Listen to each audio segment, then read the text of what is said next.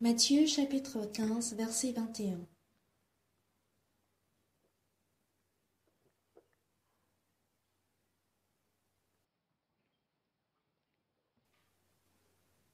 Si vous avez trouvé Matthieu chapitre 15, je lirai à partir du verset 21.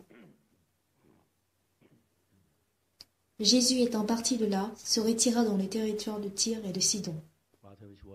Et voici une femme cananéenne qui venait de ces contrées lui cria : Aie pitié de moi, Seigneur, fils de David.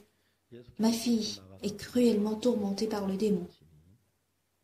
Il ne lui répondit pas un mot, et ses disciples s'approchèrent et lui dirent avec insistance : Renvoie-la, car elle crie derrière nous. Il répondit : Je n'ai été envoyé qu'aux brebis perdues de la maison d'Israël. Mais elle vint se prosterner devant lui, disant : Seigneur, secours-moi.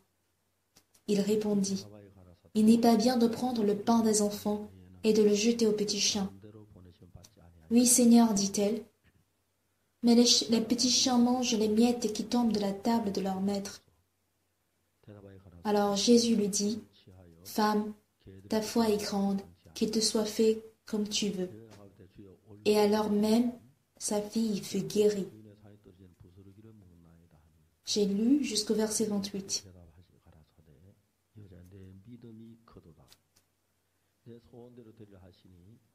Très souvent, je dis ceci, qu'en lisant le livre de Genèse, où il est écrit « Au commencement, Dieu créa le ciel et la terre ». Il est écrit ensuite « La terre était informe et vide. Il y avait des ténèbres à la surface de l'abîme et l'Esprit de Dieu se mouvait au-dessus des eaux. » Je lisais cela tout vaguement. Mais en lisant la Bible une fois, deux fois, trois fois et ainsi de suite, ce qui est très étonnant est que plus je lis la Bible, mon cœur diffère de la Bible. Mon cœur est différent de la Bible. Avant de lire la Bible, je ne savais pas que mon cœur différait si tellement de la Bible. Mais après que j'ai lu la Bible, j'aperçois que je suis tellement sale. J'ai trop d'ambition. Et les cœurs contraires à Dieu sont abondants. Plus je lis la Bible, je m'haïssais devant Dieu. Parce que je découvre que je vis contrairement à la voix de Dieu. Pourquoi suis-je si sale? Pourquoi suis-je si méchant? Quand je vois le cœur de Dieu reflété par la Bible, j'arrive à croire le cœur de Dieu. Au commencement, Dieu créa le ciel et la terre. Ce qui est merveilleux ici, c'est que après avoir écrit, au commencement, Dieu créa le ciel et la terre, il y a le sujet, la terre. En fait, il y a plusieurs choses dans ce monde, mais Dieu a écrit le nom de la terre. Dieu a créé de l'or, de l'argent, des pierres précieuses comme des saphirs, les diamants, etc. Mais pourquoi la terre? En lisant la Bible à 2 reprises, ou 3 reprises, etc., la terre désigne en fait l'homme. La Bible symbolise souvent l'homme à la terre. L'homme retournera en poussière, c'est-à-dire la terre. Et c'est ce dont Dieu voulait nous rappeler par la terre. À la terre désigne l'homme. Et par la suite, quand je relis la Bible, en fait, plus je lis la Bible, mon cœur devient chaud. Mon cœur est comblé. Dieu n'a jamais ordonné à l'or. Dieu n'a jamais dit à l'or ou aux diamants ou aux pierres précieuses de fleurir. Il ne leur a pas dit de porter des fruits. Mais Dieu a dit à la terre de produire les fruits. Quand j'entends cela, mon cœur est comblé. Que la terre produise de la verdure, de l'herbe, portant de la semence, des arbres fruitiers donnant un fruit selon leur espèce, ayant en eux leur semence sur la terre. En fait, il existe sur cette terre de l'or, de l'argent, des pierres précieuses comme les diamants, etc., etc. Mais pourquoi Dieu parle de la terre? Moi, j'entends ça par moi. Dieu me dit de fleurir. Dieu me dit de porter des fruits. À moi qui suis un homme sale. Quand j'écoute de telles paroles, je suis vraiment touchée. Seigneur, je te remercie beaucoup. Tout récemment, je suis avec les étudiants de Gounuscore et j'ai eu l'occasion à discuter avec eux personnellement. Et je crois hier ou avant-hier, j'ai discuté avec 5 étudiants, dont 2 étudiants et 3 étudiantes. Ils sont tous des étudiants ordinaires, mais plus je discute avec eux, leurs histoires sont vraiment belles. C'est-à-dire, je peux les comparer à des pierres précieuses, parce qu'ils me racontent des choses vraiment extraordinaires. Et à travers eux, je peux refléter mon image. Je découvre mon image aussi en eux. Je me rappelle du moment où j'avais reçu le salut et après ma renaissance, je me souviens de comment j'ai vécu.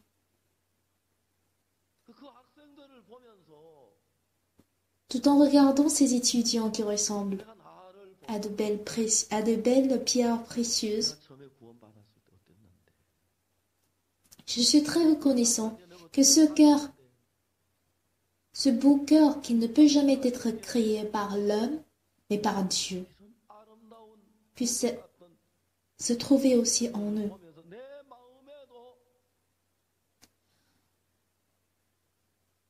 Les étudiants me disent, Pasteur, désormais je voudrais travailler pour IYF. Je voudrais vivre pour l'Évangile. Je suis désolée, mais je ne sais pas jusqu'à quand ce cœur pourra subsister dans le cœur des étudiants. Mais pourtant, je suis persuadée que ce cœur est si précieux et beau. Vous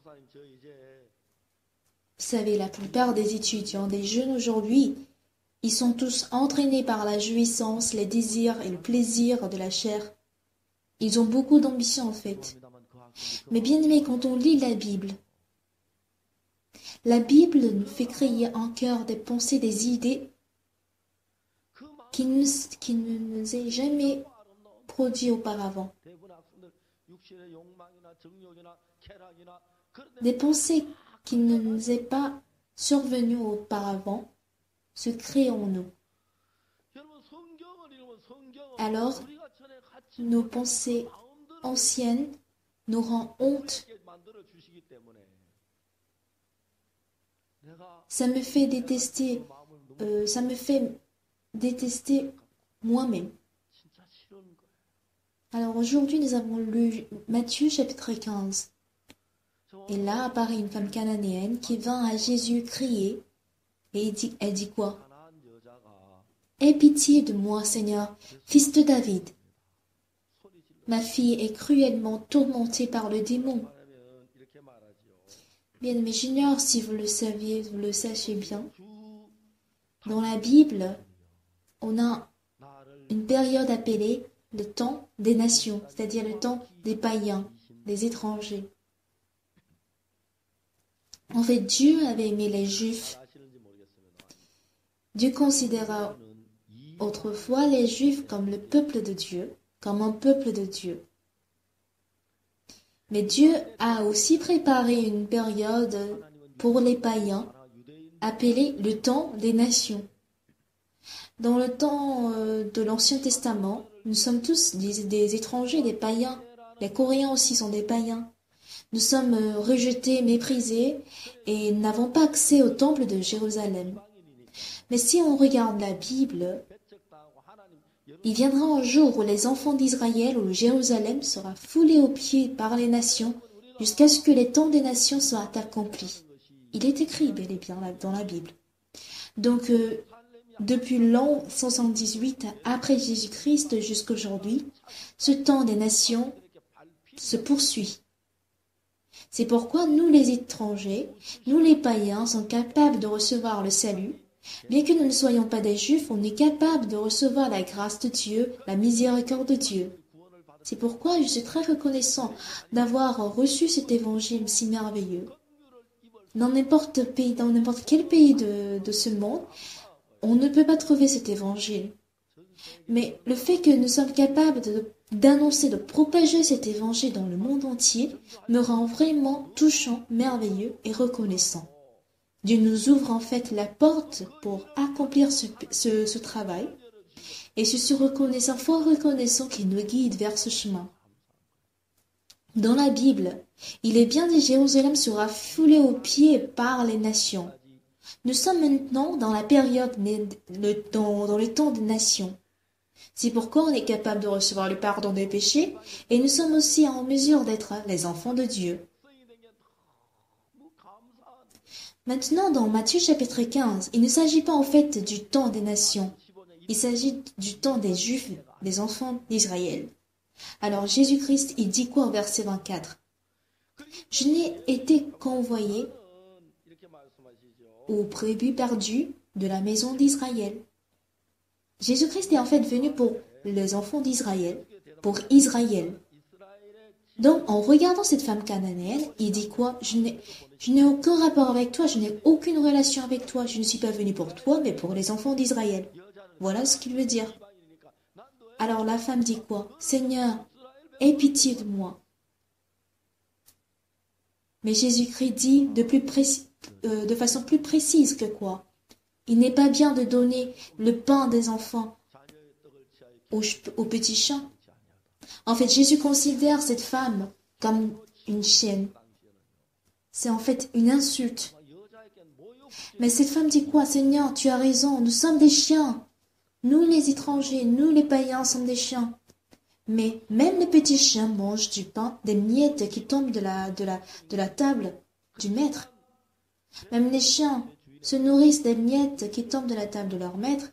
Mais alors accordez-nous aussi la grâce.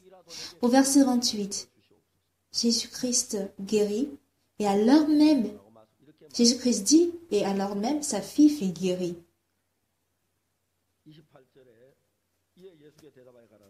Quand je discute avec vous au sujet de la Bible, je suppose que vous êtes parfois de même avis que moi. Vous avez tous reçu le salut, vous avez tous reçu le pardon des péchés par le sang de Jésus-Christ, n'est-ce pas? Vous avez reçu le pardon des péchés par le sang de Jésus. Vous avez reçu la sainteté, la justice de Dieu et vous irez tous au royaume de Dieu, n'est-ce pas? Mais nous avons une différence dans un autre domaine. C'est-à-dire, dans quel domaine? Dans le domaine de la foi. Si je vous dis, bien, avez-vous la foi? Vous allez hésiter. Je crois que mes péchés sont lavés par Jésus et je crois que j'irai au ciel. Je crois que j'irai au paradis et que je suis sanctifié pour l'éternité. Mais si je vous dis, avez-vous la foi? Résolvez-vous tous les problèmes par la foi? Dans ce cas, vous allez hésiter à me répondre. Je suis sûre. Alors, bien-aimés, comment pouvons-nous mener la vie spirituelle? Quand on entend l'évangile, oui, c'est vrai, on a reçu le pardon des péchés et nous irons au ciel. Mais quand on reçoit le salut, on nous dit dans la Bible, il faut se repentir et croire qu'on est sauvé, et croire que nos péchés sont lavés.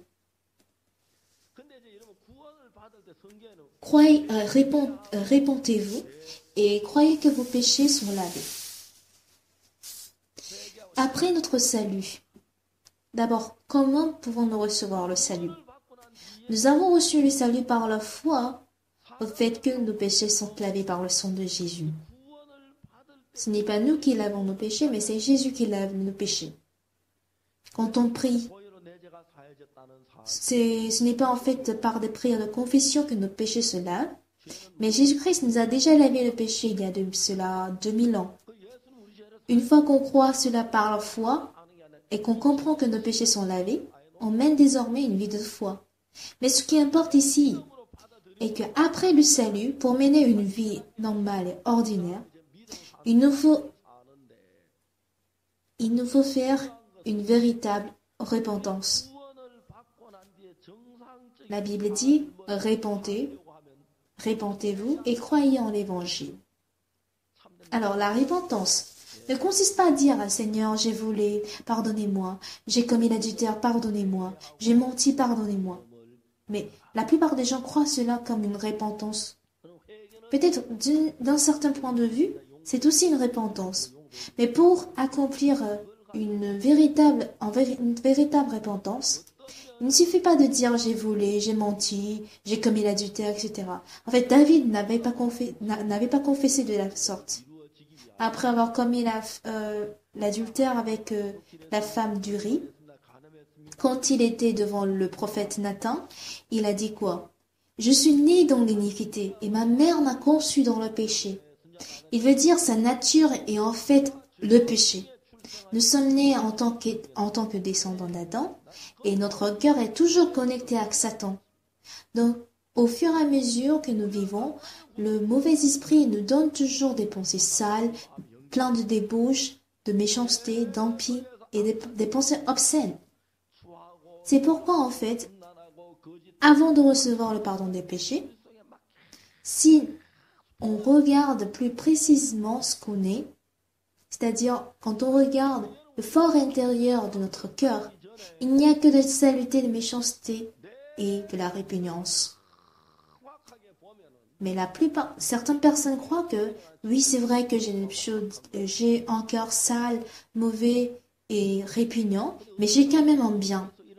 Ceux qui croient qu'ils sont quand même bien que des autres, ils veulent vivre selon leurs pensées. Mais quand on croit qu'on n'a pas du bien et qu'on n'a que du mal dans notre cœur, de là, le cœur de Jésus-Christ peut pénétrer dans le cœur de celui-là. Et quand on arrive à établir la foi en Jésus, je peux réussir une vie selon laquelle je vis par le cœur de Jésus-Christ uniquement. Et cette histoire est bien exprimée par la parabole de celui qui avait une dette de 10 000 talents. Il avait 10 000 talents de dette et le roi, il a en fait supplié au roi qu'il va certainement rembourser cet argent. En fait, un talent vaut 42 kilogrammes d'or. Donc, 10 000 talents vaut environ 420 000 kilogrammes d'or. C'est en fait une dette immense et extrême. Mais mais le roi rendit cette dette à cet homme. Alors, en fait, il avait un comportement qui ne pouvait que l'amener à avoir de dette. Mais pour lui, le problème, c'est la dette. Il ne pense pas que ces comportements ne lui amènent toujours dans des situations de dette. Alors, le roi lui a rendu toute sa dette. Au cas où il ne change pas le comportement, au cas où il ne reconnaît pas qu'il a un cœur qu'il ne peut que l'amener à avoir des dettes, il allait comprendre. Ah ouais, c'est vrai que j'ai un problème de dette. Mais le plus grand problème, ce n'est pas en fait ça. Par exemple, parfois, mes pensées, mes idées, mes opinions sont différentes des opinions de ma femme. Je dis souvent à ma femme, n'essaie pas de corriger ou bien n'essaie pas de corriger seulement les fautes des autres. Tu ne dois pas croire en fait aux pensées, à tes propres pensées. C'est-à-dire, il faut essayer de suivre parfois les paroles ou bien il faut essayer de suivre ce que dit le mari. Dans ce cas, si bien, tout va bien marcher. Mais ma femme n'est pas en mesure de n'est pas en mesure de se comporter de la sorte. Elle ne me comprend pas malgré toutes mes explications. D'une part, la femme de pasteur a de bons avantages, mais d'autre part, puisqu'elle est femme de pasteur et que son mari est un pasteur, elle est moins capable d'écouter ou bien d'accepter la parole. Et de ce point de vue, ça me rend beaucoup dommage. Parce que si elle commet une erreur, elle veut coûte et coûte corriger cette erreur. Elle ne sait pas, elle ne comprend pas que la nature de son cœur est en fait méchante, sale et répugnante. Si on ne change pas notre cœur, d'autres problèmes peuvent surgir à n'importe quel moment. Alors, bien-aimés, nous respectons Jésus, nous servons bien notre Seigneur. Mais comprendre que nous sommes des êtres sales, nous sommes des êtres méchants, impies, obscènes, que nous sommes des êtres dignes de mort. Peu de gens pensent de la sorte. Je commets des péchés, je commets des erreurs de fautes, mais je n'ai pas commis de graves péchés. Et les péchés que je commets sont commis par tous les autres dans ce monde. Et de surplus, j'ai commis des biens. Parce que j'ai des biens, les gens croient en eux. C'est pour ça il y a toujours des problèmes dans leur vie. Plus précisément parlant, dans Genèse chapitre 6, verset 5, l'Éternel vit que la méchanceté des hommes était grande sur la terre et que toutes les pensées de leur cœur étaient uniquement vers le mal. L'Éternel vit que la méchanceté des hommes et il vit aussi que toutes les pensées des hommes se portaient uniquement vers le mal. Il ne voit pas que, d'une part, les pensées des hommes sont bonnes et d'autre part, les pensées des hommes sont mauvaises. Tout le temps et toujours, les pensées des hommes se portent vers le mal. Alors, qu'est-ce que l'Éternel vous dit, à vous qui êtes assis? Toutes vos pensées se portent uniquement vers le mal. Alors, qu'est-ce que Satan vous dit au contraire? C'est vrai que tu es méchant. C'est vrai que tu es sale et répugnant. Pourtant, tu as aussi des qualités en toi. Tu as des biens. Tu as des talents. Parfois, tu es très, très franc. Tu es très véridique. Et les hommes, 100 sur 100, pensent de la sorte. Les gens disent qu'ils croient en Dieu, mais ils ne font que suivre à un certain point le Seigneur, mais ils ne s'appuient pas à Dieu à 100%. Ils ne font pas confiance à 100% à Dieu, en Dieu, pardon. Puisqu'ils sont encore différents de celui de Dieu, ils reçoivent certes la grâce de Dieu, les merveilleuses miséricordes de Dieu, mais finalement, ils ne font que suivre leurs pensées. Certaines personnes viennent à l'église, mais ils sont parfois des hommes très charnels. Ils ne se connaissent que soi-même, ils ne pensent qu'à manger pour soi-même, ils ne vivent que pour soi-même. Mais en vivant un mois et après un an dans l'église, il comprend que j'étais trop charnel, j'étais trop méchant. Certes, c'est ainsi qu'ils ont l'occasion de changer pour élever plutôt le nom du Seigneur et suivre la parole du Seigneur. D'autres personnes, au contraire, au départ, ils servent le Seigneur, ils aiment le Seigneur, ils sacrifient toutes choses pour le Seigneur. Et plus le temps passe, ils deviennent plus charnels. Ils vivent pour eux, ils pensent seulement à eux et ils ont confiance en soi-même. Alors, qu'est-ce qui se passe aujourd'hui? Les gens croient en Dieu et croient aussi en eux-mêmes. Ils servent Dieu et ils servent aussi soi-même. Et c'est ainsi que petit à petit, ils vont vers le chemin de la chair. Et plus le temps coule, ils suivent le chemin de la débauche du monde, deviennent ennemis de Dieu. Alors quand nous menons notre vie spirituelle, il est très important de découvrir, d'apercevoir que nous sommes des pécheurs. Mais bien aimés, les gens disent quoi? Ah, j'ai commis un petit péché. Ah, j'ai commis un petit péché par rapport aux autres. Ah, parce que j'ai fait des affaires, j'ai beaucoup menti, c'est pour ça que j'ai péché. Mais est-ce qu'il y a parmi vous quelqu'un qui pense que je n'ai que du mal en moi, je n'ai que de méchanceté et je n'ai aucun bien en moi? Ce serait rare. J'ai commis de péchés, certes, j'ai commis du mal, mais j'ai quand même du bien, j'ai quand même des bonnes qualités. Beaucoup de gens, plusieurs pensent ainsi en fait. Alors, bien aimé, c'est quoi la différence? Avant de recevoir le salut, Dieu m'a appris une chose. Je savais que tout ce que j'avais fait jusque-là était 100% de l'échec. C'était à 100% de l'échec total. J'ai cru autrefois que j'étais intelligent, que j'étais extraordinaire, j'étais excellent. Mais tout ce que j'avais fait depuis que j'avais reçu le salut, ce n'est que de l'échec. Et c'est ce que Dieu m'avait montré clairement. Malgré votre échec, votre faute, vos péchés, Satan vous aveugle. Il fait de sorte que vos mauvaises qualités soient rétrécies et que ça soit flou pour que vous établissiez uniquement des bonnes qualités et des biens dans votre cœur.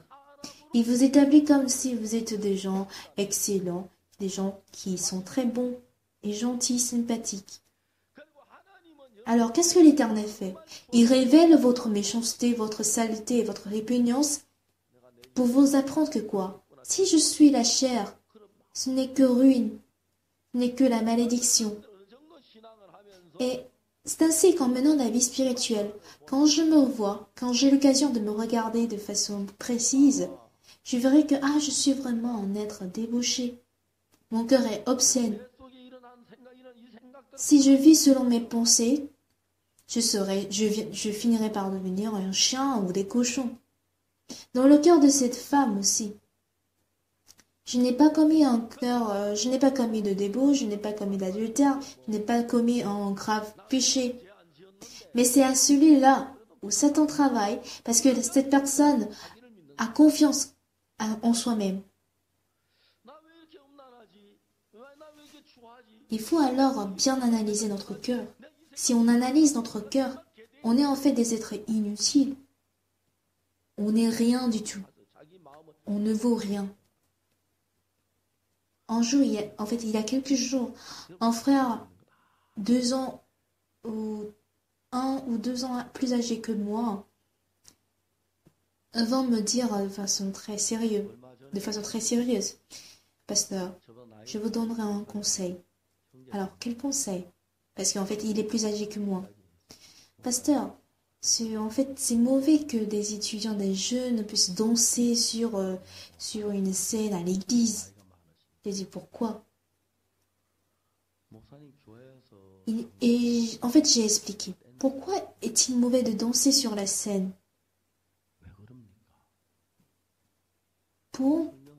Et il m'a répondu en fait. Est-il juste de danser dans le temple de Dieu? J'ai expliqué. La plupart des gens appellent l'église temple de Dieu, mais en fait ce n'est pas un temple, c'est une chapelle. Si en fait il s'agit d'un temple véritable de Dieu, tous les gens seront morts, ils seront tués. En fait, si on entre dans un temple et que vous avez des péchés, vous allez mourir. Dans l'Ancien Testament, le temple était bel et bien le temple de Jérusalem. Et en fait, ce temple diffère de l'église dont on parle aujourd'hui.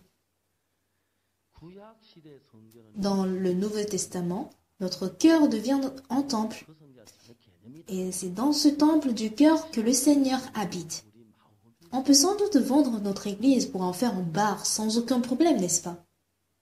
Et personne ne mourra, n'est-ce pas? Mais s'il s'agissait vraiment d'un temple de Dieu, tout le monde allait mourir. Le problème, c'est que ce frère dont je parle ne connaît pas la Bible. Il ne la connaît pas autant qu'un pasteur. Il me dit, je voudrais vous donner un conseil. Ce qui est dommage est qu'il garde en lui l'idée qu'on est tort. Et avec cette pensée, il ne veut pas écouter les histoires ou les propos des autres. Un jour, j'étais allée à la ville de Ansan. Un certain frère est venu me dire, vous savez, pour la cantate de Noël de Swan,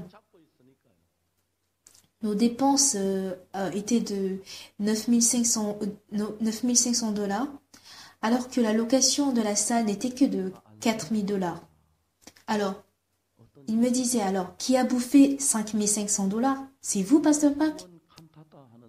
Je lui ai dit, mais il faudrait que tu vérifies de façon plus précise avant de venir me dire ça. J'ai appelé le centre culturel et artistique de Swan et j'ai dit quoi? Ils m'ont dit quoi? Que la location était bel et bien 4000 $. En fait, je ne connaissais pas le détail. Mais quand j'ai appris les détails, pour louer une salle pour une fois, une journée, il faut 2000 $. Mais puisqu'on avait loué cette salle 2 fois, cela coûte bien 4000 $. Mais en plus de cela, on avait emprunté cette salle pour la répétition, donc cela vaut 6000 $ pour la location seulement de la salle. Ensuite, l'installation des scènes, la sonorisation, la location du piano, le chauffage, etc. Le tout faisait exactement 9500 $.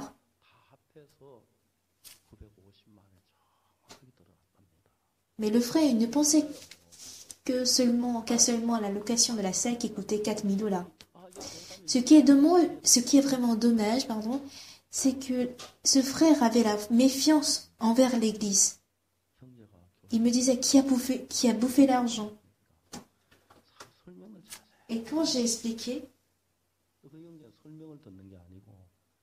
il considérait que je ne donnais que des excuses. Il ne veut pas accepter ce que je disais comme vrai. Alors, qu'est-ce que les gens font dans ce cas? Ceux qui ont confiance en soi, ils ne reconnaissent jamais que leur jugement est faux. Ils croient en leurs pensées. Et jusque-là, dans notre mission Bonne Nouvelle, on n'a jamais commis des erreurs du côté financier. Qui que ce soit, quand on devient des personnes qui ont raison, des personnes qui ont raison, on arrive à critiquer l'Église et condamner l'Église. En fait, personne n'a raison aujourd'hui parmi vous. Nous sommes tous sales et nous sommes tous répugnants. Vous êtes aussi venus dans l'Église pour faire le culte. Mais pour donner le culte, il vous faut accepter le cœur de Dieu. Il vous faut suivre la conduite du Saint-Esprit. Dire que vous avez reçu le salut, vous avez reçu le pardon des péchés, vous avez tout compris, tout ça c'est faux. En fait, considérer que le pardon des péchés est tout, ce n'est pas correct. Il vous faut renier qui vous êtes, c'est-à-dire renier vos pensées, vos jugements, vos expériences, vos connaissances, tout ceci pour comprendre et apprendre le cœur de Jésus. Pour comprendre le cœur de Jésus, il vous faut voir ce qu'est le cœur de Jésus. Et vous n'êtes pas en fait des gens spirituels qui connaissent beaucoup la Bible. Il vous faut voir plutôt à quel point votre cœur coule avec Jésus-Christ. À quel point vous allez vous vider pour accepter le cœur de Jésus-Christ.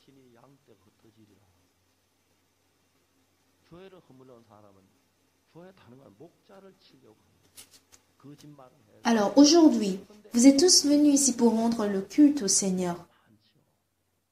Mais le Seigneur n'accepte qu'un seul sacrifice, c'est-à-dire le sacrifice de Jésus-Christ qui est notre agneau.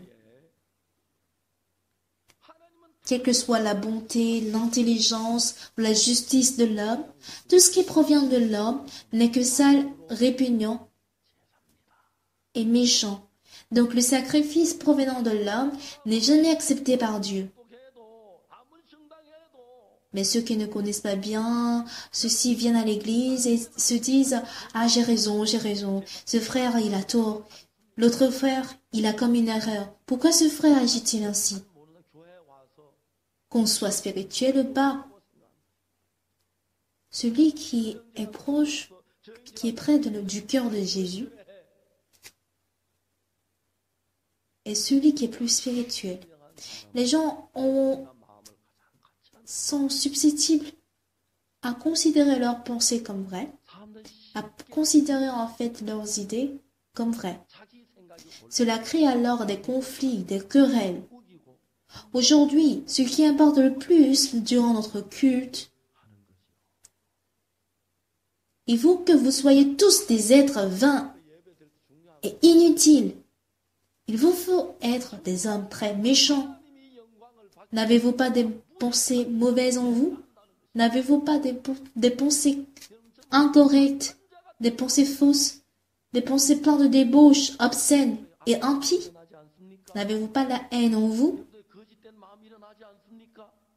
Ah, je suis ça. Je suis méchant. Je suis débauché.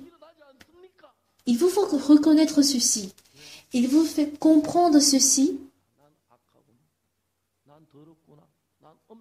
pour prendre conscience que je ne peux jamais me sacrifier à Dieu. Je dois d'abord rejeter le cœur obscène pour accepter le cœur de Jésus. C'est ainsi que notre vie spirituelle peut évoluer. Avez-vous compris? Pouvez-vous dire Amen? Quiconque, sans aucune exception parmi nous, personne n'est en fait juste devant le Seigneur. Nous sommes tous méchants, nous sommes tous menteurs. Seul Dieu est juste. Il nous faut alors découvrir le cœur de Dieu et vivre par le cœur de Dieu. Comprenez-vous? Avec mon propre cœur. Je ne peux que devenir arrogant dans l'église. La Bible dit qu'on n'avait que du mal, on n'a pas du bien, mais on se croit bien, on se croit sympathique. Alors, par conséquent, on juge les frères et sœurs de l'église. On se dit, ah, ce frère, il se comporte de façon idiote. Et cela crée en fait de conflits au sein de l'église. Un certain frère me disait que quoi, pasteur? Vous savez, l'évangile de l'imposition de main que vous prêchez, c'est faux, n'est-ce pas? J'ai ri. Pourquoi faux? Avec tout ce que tu connais, le peu de choses que tu connais de la Bible, tu crois me dire ça? Et j'ai dit tout en riant. Tu crois être plus abondant des connaissances bibliques que moi? Il a dit non. Alors pourquoi tu portes un jugement si catégorique? Je suis un pasteur. Alors, si tu ne comprends pas en fait sur ce fait, il suffirait seulement de me dire « Ah, pourquoi les gens pensent que l'évangile de l'imposition des mains est faux ?» Dans ce cas, je pourrais t'expliquer. Pourquoi penses-tu à juger ou évaluer, critiquer avant de dire que avant de vérifier? Pourquoi tu juges avant de vérifier? Je suis pasteur, avant tout pasteur, un serviteur de Dieu. Mais penses-tu que je prêcherai de façon fausse à l'église? Non, frère. Il te faut vérifier ton cœur avant de venir me dire ça. Des gens pensent que je suis devenu un serviteur de Dieu juste un jour, par hasard. Mais une fois que votre vie spirituelle est un peu déviée, vous irez vers un mauvais chemin. De nombreux gens me disent, de nombreux gens se croient avoir raison, ils avancent leur opinion, ils sont ainsi trompés par Satan pour aller à l'encontre de l'Église, aller à l'encontre de Dieu. Alors Jésus-Christ dit à la femme cananéenne, ta foi est grande. J'étais très étonnée par cette parole. Au verset 28, l'Éternel, Jésus dit, femme, ta foi est grande. En fait, cette femme n'était pas une femme d'Israël. Elle n'est pas en fait quelqu'une qui connaît bien la Bible, qui connaît Jésus. Mais pourquoi Jésus-Christ dit à cette femme, ta foi est grande? J'étais en fait très très honteux. Jésus-Christ pourrait-il dire au pasteur Pâques, ta foi est grande?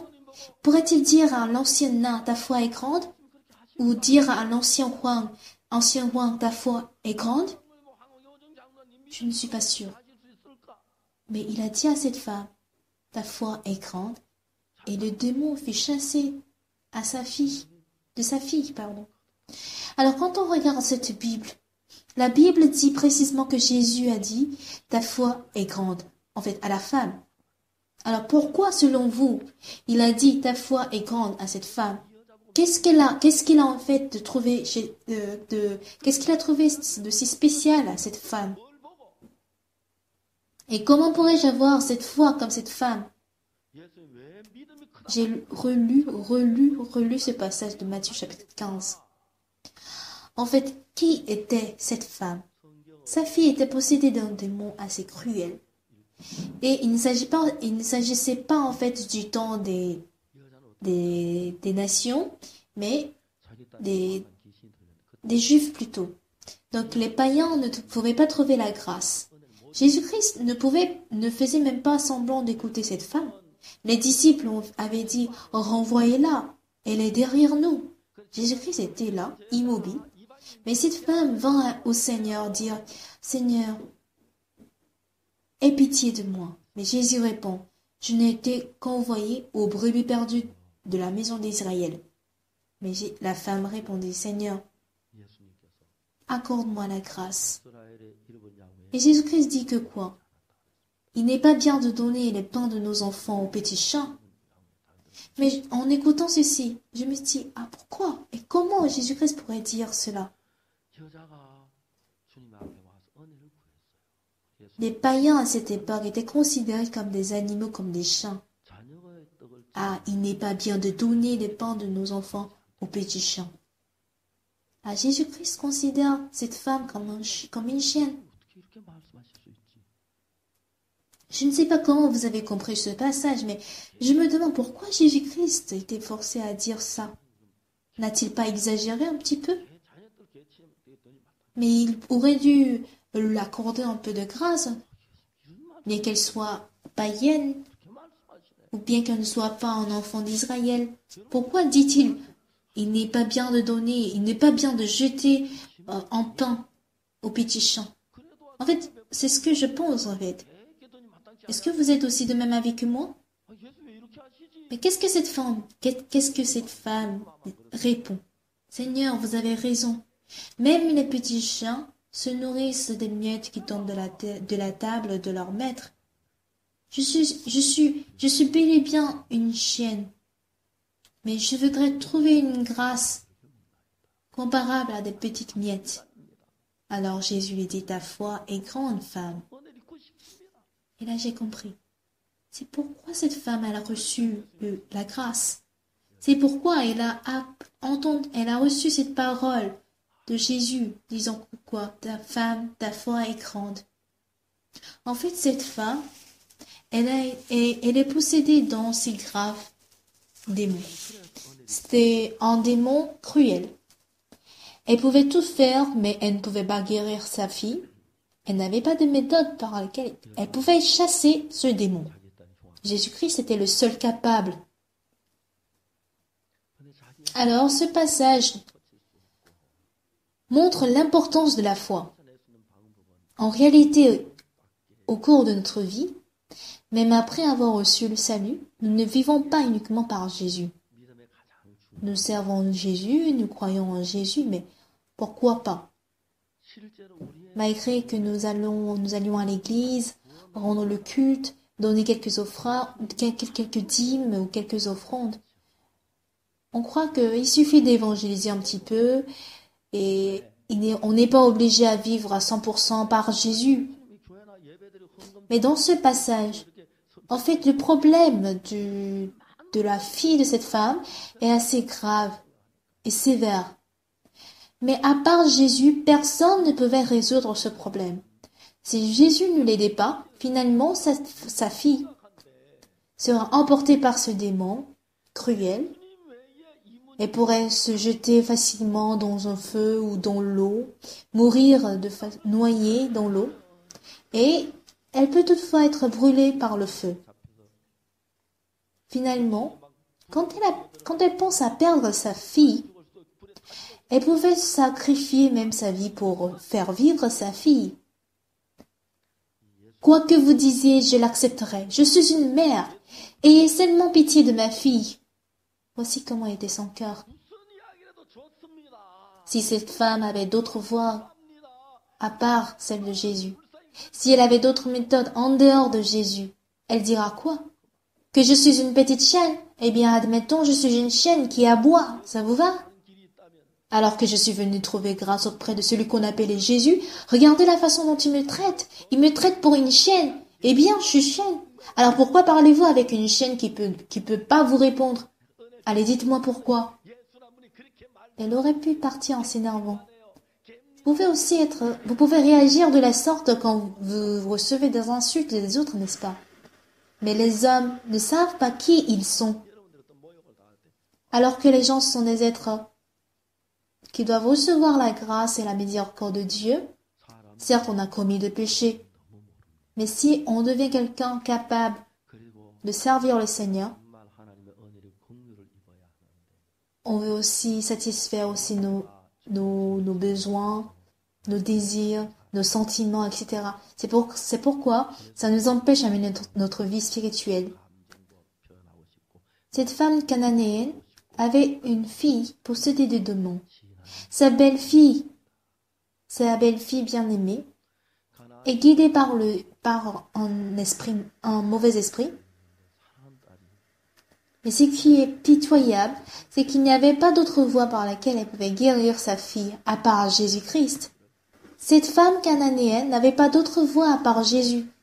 Mais qu'elle soit chienne, ou qu'elle soit cochonne, ou qu'elle soit une vache, qu'importe, ça lui va. Parce que il suffit que sa fille soit guérie. Elle n'avait pas d'autre voie à part Jésus, donc elle serait ouverte envers tout ce que Jésus-Christ dit. Si seulement elle pouvait croire en Jésus tout en étant une chienne ou une cochonne, et non quelqu'un d'honnête femme ou d'intègre. Si elle avait d'autres moyens par lesquels elle pouvait guérir la maladie de sa fille, soit en allant dans un certain hôpital, elle s'énerverait certainement contre Jésus. Mais vous exagérez trop ça. Je vous ai tout simplement sollicité de chasser un démon, juste parce que vous en avez marre. Vous m'appelez chienne, vous m'appelez chien en disant beaucoup de choses. Comment me prenez-vous pour un chien? Je suis un être humain. Elle dira ainsi tout en se mettant en colère. À mon avis, ou même à votre avis, je me demande si Jésus devrait forcément lui parler à ce ton-là. Rien ne causait problème chez cette femme, sauf que cette femme n'est venue ni dans le but d'être bien accueillie respectueusement, ni pour gagner de l'argent et le respect des autres après avoir eu la guérison de sa fille. Dans le but de guérir sa fille, elle s'en fout qu'elle soit foulée aux pieds des gens, qu'elle soit méprisée ou insultée. Elle portait seulement en elle Jésus. Et c'est en voyant ce cœur-là que Jésus lui dit « Femme, ta foi est grande ». Cependant, aujourd'hui,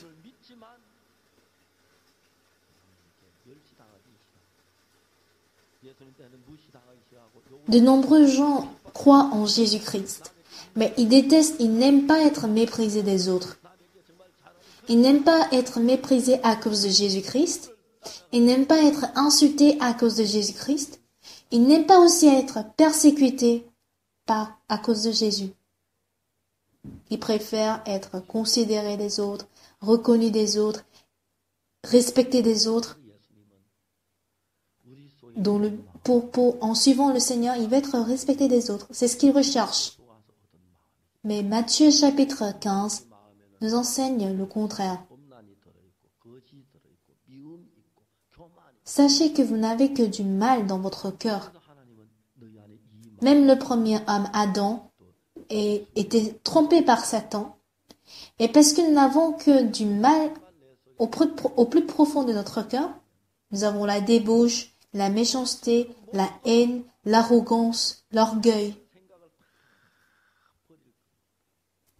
Alors Dieu vous dit, ayez en vous ce cœur de Jésus-Christ. Si vous reconnaissez, si vous admettez que vous n'avez que du mal dans votre cœur, vous allez tous abandonner aujourd'hui vos pensées.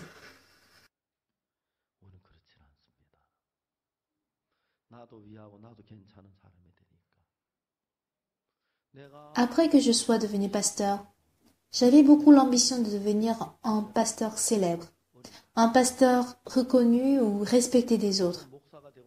Et je voulais aussi donner de bons sermons. J'ai ramassé toutes les cassettes des pasteurs, des sermons des célèbres pasteurs de la Corée, mais j'étais déçu en écoutant leurs messages. En fait, les fidèles n'aiment pas les pasteurs qui prêchent des paroles véridiques. Ils aiment seulement les pasteurs qui racontent des messages qui plaisent leurs oreilles. Ils disent quoi? Notre Dieu est un bon Dieu. Aujourd'hui, on sera aussi béni, on sera prospère. Rien que des paroles qui plaisent les oreilles de l'homme. Leurs sermons ne précisent pas le péché des hommes et ne nous permettent pas à nous affranchir de nos péchés. Ils disent quoi? Que nous allions en enfer, c'est bon. Vous avez de bonne foi. Et les fidèles aimaient ça beaucoup. J'ai regardé aussi nos frères et sœurs, nos fidèles en fait de l'Église. Nos sœurs disent que quoi? Ah, sœur, pourquoi vivez-vous ici? Ce n'est pas la foi là que vous avez.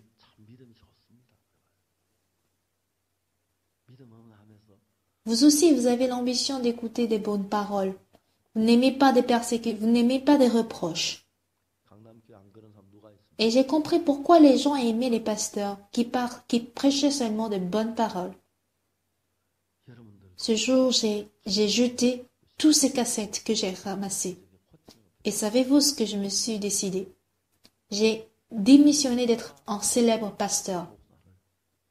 Je ne peux pas le devenir, mais je n'ai pas envie de devenir un célèbre pasteur comme ces derniers. Que je sois persécuté, que je sois critiqué. Nous devons apprendre la foi. Pour cette femme cananéenne, elle n'avait qu'une seule méthode par laquelle elle pouvait guérir sa fille. Elle n'avait qu'une seule voie. C'était Jésus. Mais ce n'est pas le cas chez vous aujourd'hui. Sans Jésus, vous êtes capable de vivre bon. C'est le contraire. C'est une situation contraire chez cette femme. Sans Jésus, je peux être bon, je peux gagner de l'argent, je suis intelligent, ça me va, je peux vivre ainsi. Vous n'essayez pas à vivre par Jésus, par les méthodes de Jésus. Vous ne faites que vivre selon les pensées de l'homme. C'est-à-dire des pensées qui correspondent à votre cœur.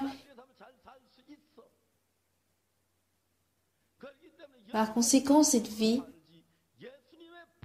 est en fait le malheur, le péché.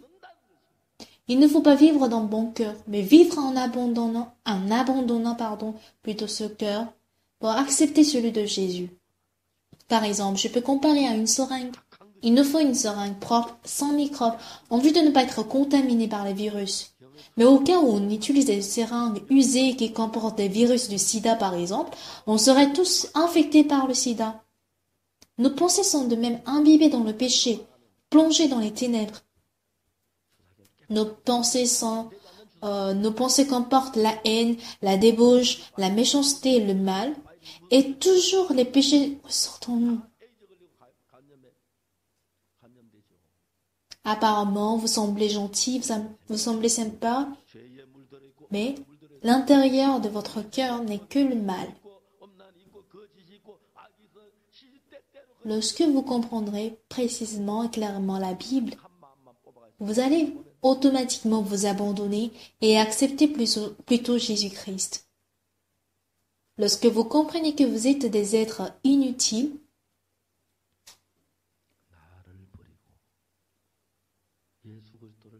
vous allez vous abandonner, mais au contraire, si vous croyez que vous êtes des hommes utiles, vous allez créer des conflits, des querelles au sein de l'Église. Vous direz, ah, j'ai raison, l'autre a tort, non, c'est l'autre qui a raison, etc., etc. Vous ne verrez pas la faute à vous, vous deviendrez ainsi arrogant, orgueilleux, et mettre en échec votre vie totale, votre vie spirituelle.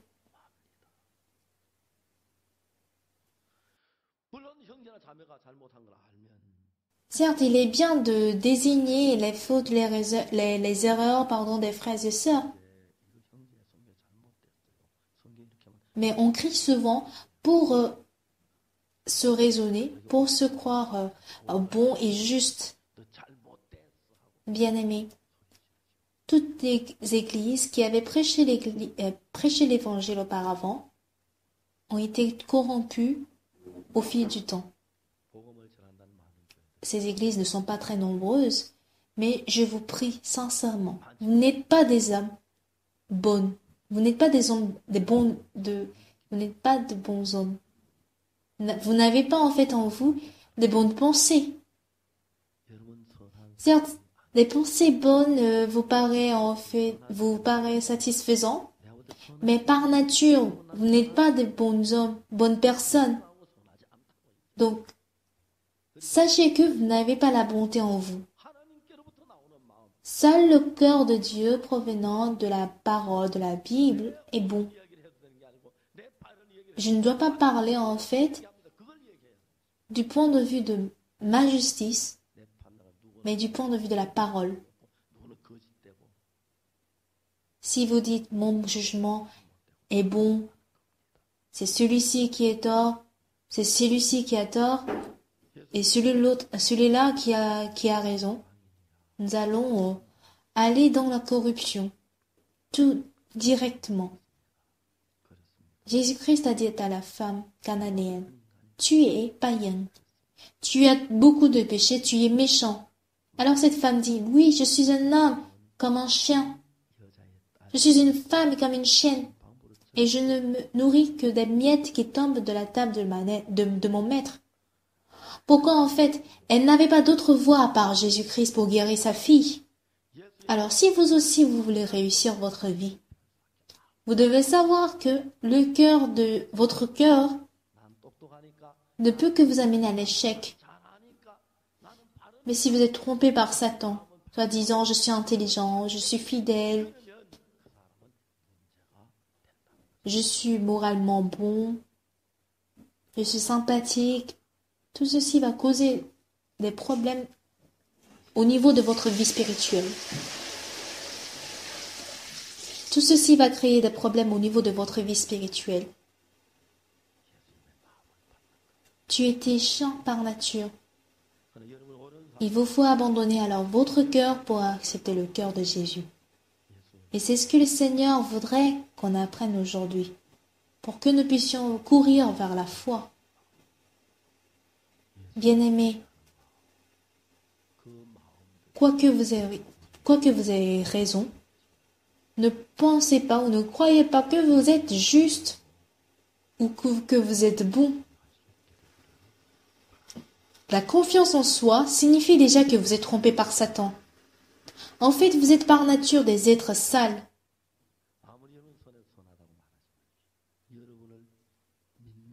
Nous avons reçu certes le pardon des péchés, mais on n'est que des êtres sales qui ne peuvent continuellement commettre le péché, commettre le mal. Donc je ne peux pas croire en moi. Je vivrai désormais par le cœur de Jésus. En faisant cette distinction dans votre cœur, entre le cœur de Jésus-Christ et votre cœur, vous devez comprendre et reconnaître que vous êtes mauvais. En condamnant les autres, en critiquant, en jugeant, en jaugeant, en évaluant les autres, vous commettez un mal devant la face de Dieu. On doit être à la position de cette femme cananéenne. Ne sommes-nous pas en fait des hommes sales? N'avez-vous pas en fait le mal en vous? Vous êtes tous arrogants, méchants, et vous avez le cœur débouché. Mais pourquoi avez-vous l'illusion d'être sympathique? Pourquoi criez-vous disant que vous avez raison? Mais détrompez-vous. Abandonnant vos pensées, vous devez être à la position de cette femme cananéenne pour accepter le cœur de Jésus-Christ uniquement, et ainsi votre avenir sera prospère. En étant trompé par Satan, même nous serons plus loin de Jésus-Christ. Tout comme cette femme n'avait pas d'autre voie à part Jésus-Christ, vous devez avoir le cœur de Jésus et vivre seulement par lui. Je vais prier. Et pour un moment, nous allons avoir un moment de prière.